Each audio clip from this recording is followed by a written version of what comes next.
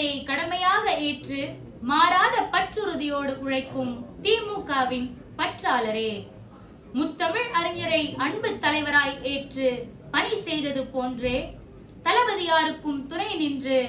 தமிழக அரசியலில் பணி செய்வேன் என்று சூளுரைத்த அரசியலாளரே,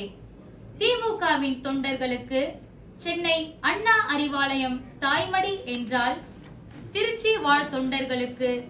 திருச்சி கலைஞர் அறிவாலயம் தந்தைமடி என்று உணர்த்திட்ட உயர்மட்ட குழு உறுப்பினரே, தங்களுக்கு மக்களை சந்தித்து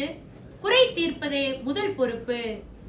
அரசின் நலத்திட்டங்களை அன்றன்று செயல்படுத்துவதே அடுத்த பொறுப்பு. கழகத்தின் பணிகளை சிறமேற்கொண்டு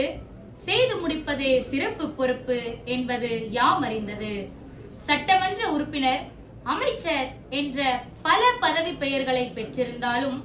தமிழக விவசாயி என்ற சிறப்பு பெயரே பெருமை என மாதட்டி கூறிய மாண்புடையவரே, இனி வரும் ஆண்டுகளில் உம் சேவை தொடர்ந்திட, மக்கள் அதனால் பயனுற வாழ்ந்திட, மாநிலம் பயனுற வாழ்ந்திட இன்னும் பல பிறந்த நாள்கள் இம்மண்ணிலே நீர் கண்டிட, நீடிய ஆயுளும் நிறைவான மனமும் நிதமும் பெற்று சிறந்திட, வாழ்க பல்லாண்டு என